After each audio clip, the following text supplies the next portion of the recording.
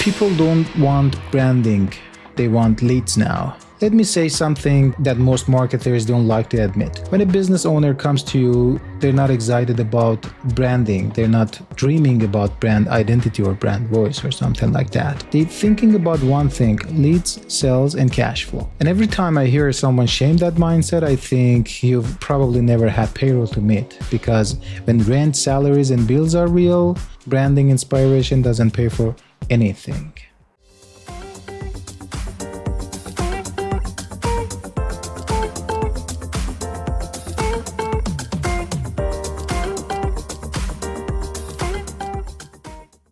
Now, the reason this topic triggers people is because it sounds like I'm saying branding it doesn't matter. That's not what I'm saying at all. In fact, I believe branding is the highest level a business can reach. But we need to stop lying about what branding actually is and how long it takes. Real branding is not a logo, it's not a color palette or Canva post or slogan.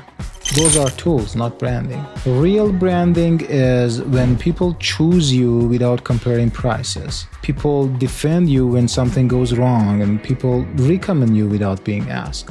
Real branding is when the market trusts you by default. And that doesn't happen because of design. It happens because of repeated experience over the time. Here's the part most agencies won't say it out loud. Strong branding takes 5 to 7 years to compound.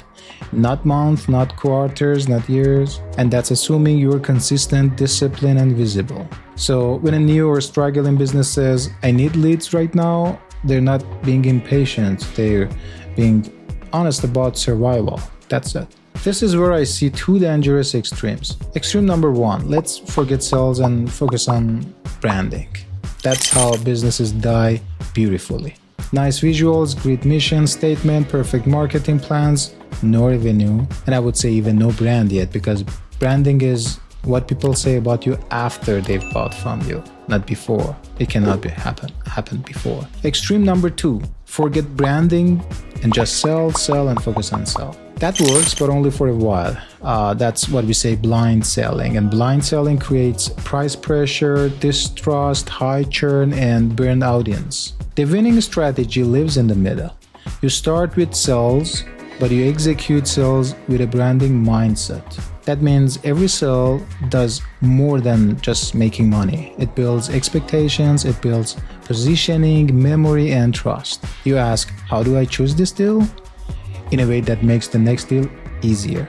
That's branding in motion. Let me make this practical.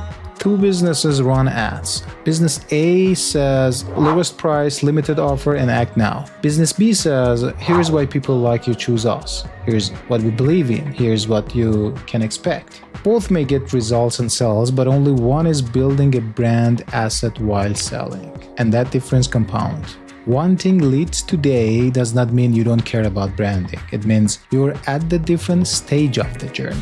Branding is a destination.